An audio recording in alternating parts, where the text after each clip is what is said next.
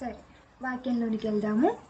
అయితే మనము నిర్గమాకాండంలో దేవుడు ఇజ్రాయేలీలకి ఇచ్చిన 10 ఆజ్ఞలను కూడా ధ్యానించి ఉన్నాం కదా. మనము 9 ఆజ్ఞలను సంపూర్ణంగా ధ్యానించి ఉన్నాం. ఈరోజు 10వ ఆజ్ఞలో దేవుడు మనతో ఏం మాట్లాడుతున్నారో చూసే ముందు మనం చెప్పుకున్న 10 ఆజ్ఞలను కూడా ఒకసారి రివైజ్ చేసుకుందామా? ఎవరైనా, నేను ఆల్రెడీ గ్రూప్లో షేర్ చేశాను, ఎవరైనా ఆ 10 ఆజ్ఞలు ఒకసారి చెప్తారా? 10 ఆజ్ఞలు ఏవైతే ఇప్పటి వరకు మనం 9 ఆజ్ఞలు ధ్యానించుకున్నాం కదా, అవన్నీ కూడా ఒకసారి చూసైనా సరే ఎవరైనా చదువుతారా?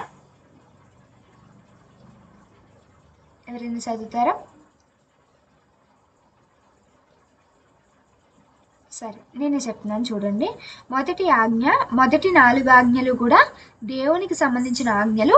తర్వాత 6 ఆజ్ఞలు అది దేవుడు మానవులకు ఇచ్చిన ఆజ్ఞలుగా మనం చెప్పుకున్నాం కదా. అయితే దేవునికి సంబంధించిన మొదటి 4 ఆజ్ఞలు ఏమై ఉన్నాయంటే, నీ దేవుడినైనా యెహోవాను నేనే, నేను తప్ప వేరొక దేవుడు నీకు ఉండవద్దు అనే ప్రథమ ఆజ్ఞగా మనం చూసి ఉన్నాం. రెండవ ఆజ్ఞ, పైన ఆకాశమందే కానీ క్రింద భూమి అందే కానీ భూమి కింద నీళ్ళ అందే కానీ యుండి దేని రూపమును విగ్రహమునైనను నీవు చేసుకొనకూడదు, విగ్రహములను పూజింపకూడదు అని మనం రెండవ ఆజ్ఞగా చూసి ఉన్నవారమే ఉన్నాం.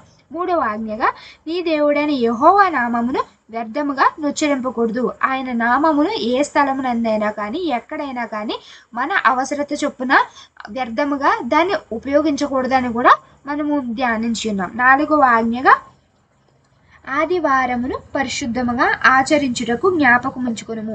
విశ్రాంతి దినము ఎంత ప్రాముఖ్యమో మనము తప్పక విశ్రాంతి దినమున ప్రభు నిమిత్తము ఆచరించాలని ఆ యొక్క ఆజ్ఞ, ప్రత్యేకమైన ఆజ్ఞను కూడా ధ్యానించుకున్న వారమే ఉన్నాము.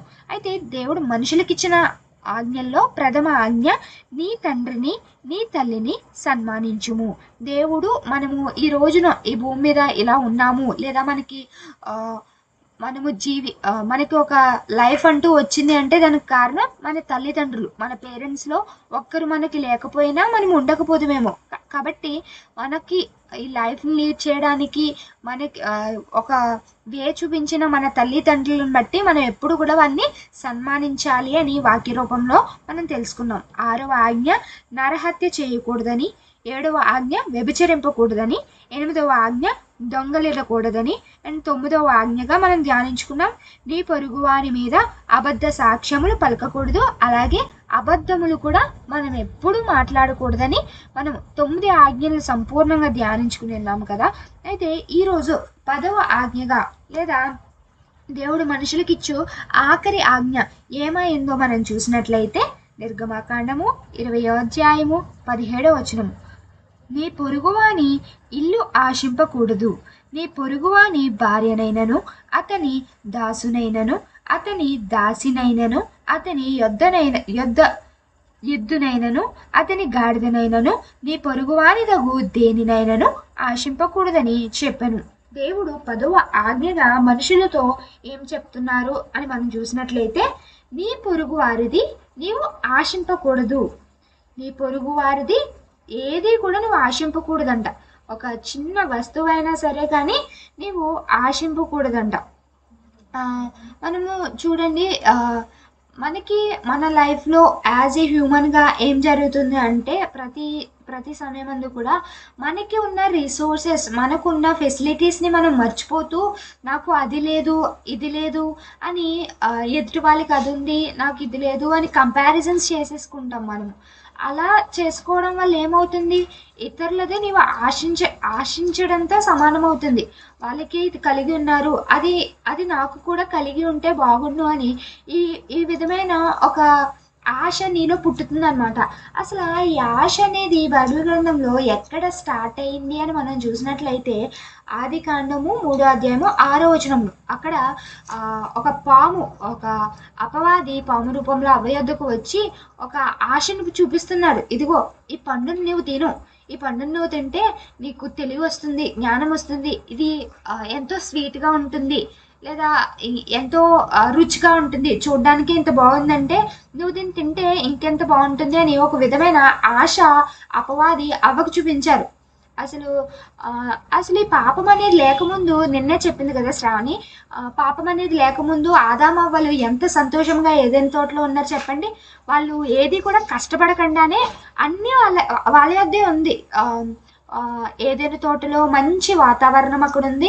ఏదైనా తోటలో వారు కష్టపడకుండానే వారికి కావాల్సిన ఆహారం అక్కడ ఉంది.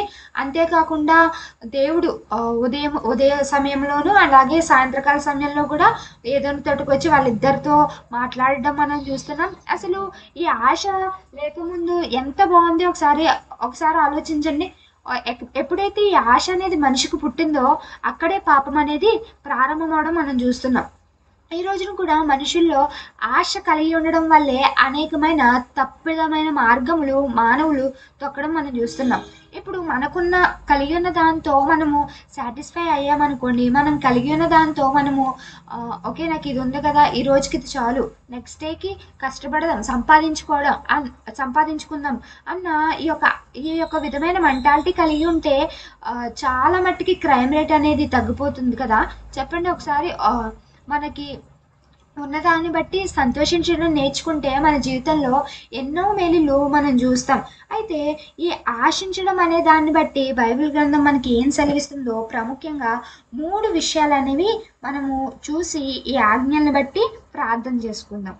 అయితే మొదటిగా మనం చూసినట్లయితే పొరుగు వానిది ఆశించడం అంటే మన దగ్గరున్న వాటిని విలువను గ్రహించకుండా లేని వాటి కోసం గొప్పలకు పోయి వాటి కోసం అలమటించడం లాంటిదంట. ఇప్పుడే కదా మనం చెప్పుకున్నాం. ఇప్పుడు కొంతమంది సిచ్యువేషన్ ఎలా ఉంటుందంటే ఒక బైక్ ఉంటుంది, కానీ వారి కార్ కోసము ఇదిగో పొరుగు వారికి కారు ఉంది, ఇదిగో నా బంధువుల వాళ్ళకి కారు ఉంది, నాకు కారు కావాలి అని ఈ విధమైన ఆశ కలిగి ఉంటారు. కానీ బైక్ కూడా లేకుండా ఒక చిన్న సైకిల్తో లేదా కాలినడకతో ప్రయాణం చేస్తున్న వారికి దాని యొక్క వాళ్ళ ఆశ ఎలా ఉంటుంది? ఫస్ట్ మనకున్న దాన్ని బట్టి మనం సంతోషించడం నేర్చుకోవాలని ఈరోజు మనకు వాక్యం సెలవిస్తుంది. ఈ ఆజ్ఞ ద్వారా దేవుడు మనతో మాట్లాడుతున్నారు. ఫస్ట్ నీకు కలిగి ఉన్న దానికి విలువ కట్టుకో. నీకున్నదే ఈ రోజున ఎంతో మందికి లేదేమో, దాన్ని బట్టి నీకు దేవుడిది ఇచ్చినందుకు సంతోషించు. ఈరోజు మనకు కలిగిన బైకే చాలా మంది బయటికి లేదు, లేదా ఈరోజు మనము 3 పూట్ల సంపూర్తిగా తింటున్నాం, ఈరోజు 3 పూట్ల మనకు కావాల్సిన వస్త్రం మనం ధరించుకుంటున్నాం. ఇటువంటి మినిమం నీడ్స్ కూడా లేని ఎంతో మంది ఉన్నారు.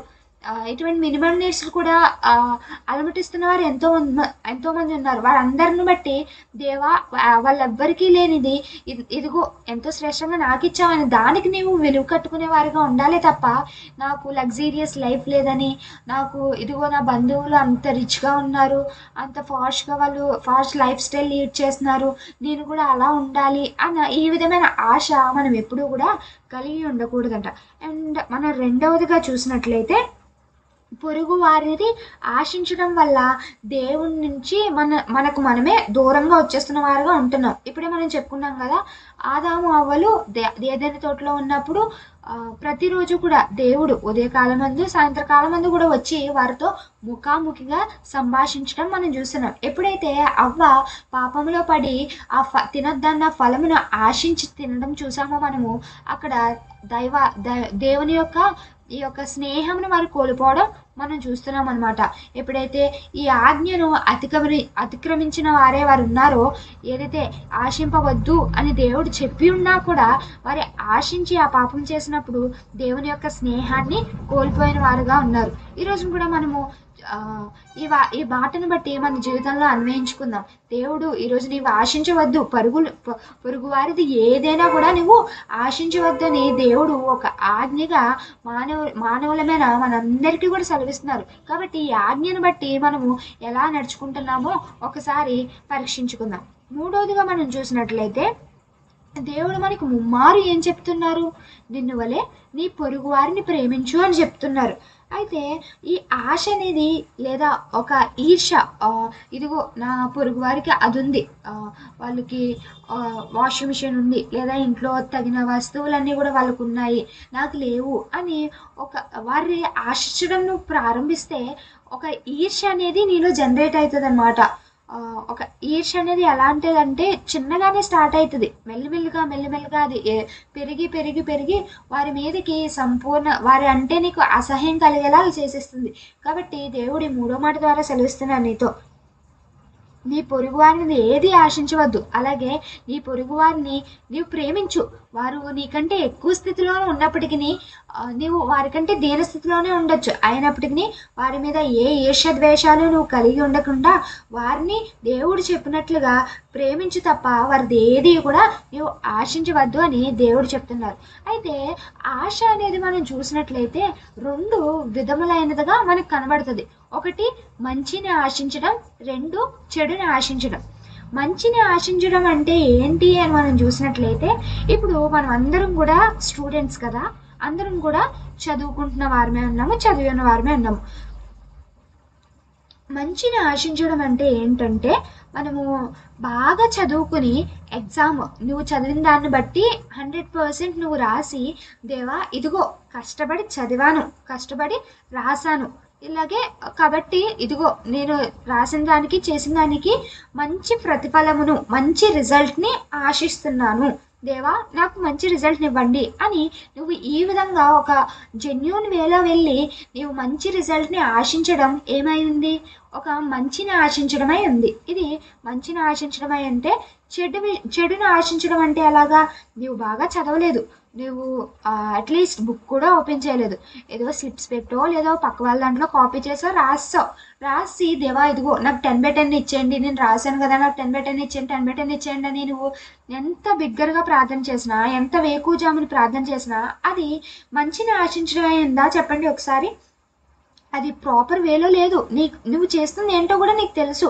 నీవు కష్టార్జితాన్ని ఆశించమన్నారే తప్ప ప్రభువు నీవు కష్టపడకుండా దేన్ని ఆశించవద్దని కూడా చెప్పారు. నువ్వు కష్టపడలేదు అండ్ అలాగే నీకు చదవాలి అన్న ఇది కూడా లేదు. కానీ నువ్వు ఏదో ఒకలాగా రాంగ్ వేలో నువ్వు ఎగ్జామ్ రాసేసి మంచి ప్రతిఫలం కోసం ప్రార్థిస్తే దేవుడు జెన్యూన్గా ఇస్తారా చెప్పండి? ఈరోజు కూడా మనం ఆలోచన చేసుకుందాం. మనం దేన్ని ఆశిస్తున్నాం? ఇతరులను బట్టి మంచిని ఆశిస్తున్నామా, లేదా ఇతరులను బట్టి చెడుని ఆశిస్తున్నామా, లేదా ఇతరులు మనకంటే పై స్థితిలో ఉన్నప్పుడు వారి పట్ల ఈర్ష్య కలిగి ఉండి ఒక విధమైన చెడుని ఆశిస్తున్నామా? ఎలా ఉన్నామో ఈరోజు దేవుడు మనకి ఇచ్చిన ఆజ్ఞను బట్టి ఒకసారి మనం పరీక్షించుకుందాం. మనకి తేజన్నయ్య ఆత్మఫలాలన్నీ కూడా ఎంతో చక్కగా వివరించి ఉన్నారు. అందులో లాస్ట్ ఆత్మఫలం ఏంటో ఎవరైనా చెప్తారా? అందులో లాస్ట్ ఆత్మఫలము ఆశ నిగ్రహము. దేవుడే చెప్పి ఉన్నారు కదా ఆత్మఫలములో, నీవు నీ ఆశను నిగ్రహించుకొనుము. నీ ఆశను ఇదిగో నీవు దాన్ని ఎలా నిగ్రహించుకోవడం అంటే దాన్ని నువ్వు నియంత్రించుకో. నీకు ఏది ఓవర్గా మనము దేన్ని ఆశించకూడదు అనమాట.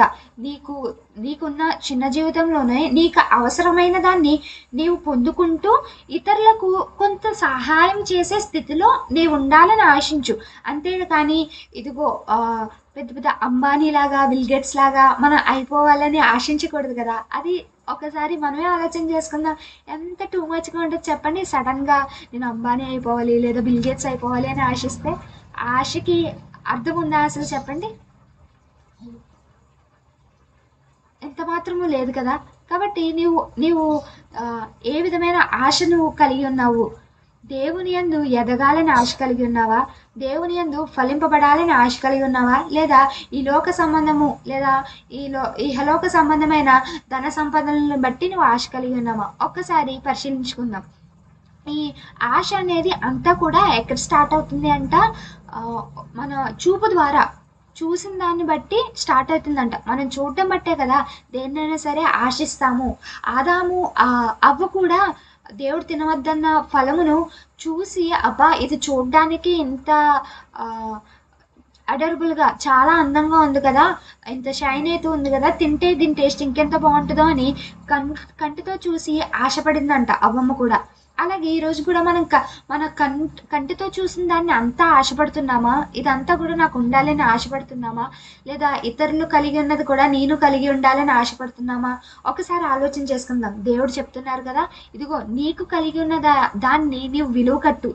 దాన్ని విలువ కట్టి ఇదిగో ఎంతో మందికి లేని నాకు ఇచ్చావు దేవా అని నాకు కృతజ్ఞత కలిగి ఉండమని దేవుడు ఈ రోజు నీకు వాక్య రూపంలో సెలవిస్తున్నారు. అంతేకాదు దావీదు ప్రార్థన చేస్తారు కదా, ఏమని కీర్తనలో మనం చూసినట్లయితే దావీదు ప్రార్థన చేస్తారు ఈ విధంగా, వ్యర్థమైన వాటిని చూడకుండా దేవా నా కన్నులు త్రిప్పుము, హృదయవాంఛల్ని ఈ విధంగా వ్యర్థమైన వాటిని చూచి నేను వాటిని ఆశింపకుండా నా కన్నులు త్రిప్పండి దేవా అని దావీదు ప్రార్థన చేస్తున్నారు. అలాగే ఈ రోజును ఈ వాక్యమైన మనం అందరము కూడా మనం ఏదైతే చూస్తున్నామో దాన్ని ఆశింపకుండా ఉండేలాగా ప్రభువు ఆ యొక్క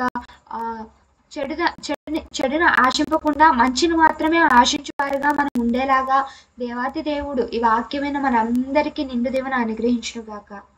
ఆమేన్. Thank you.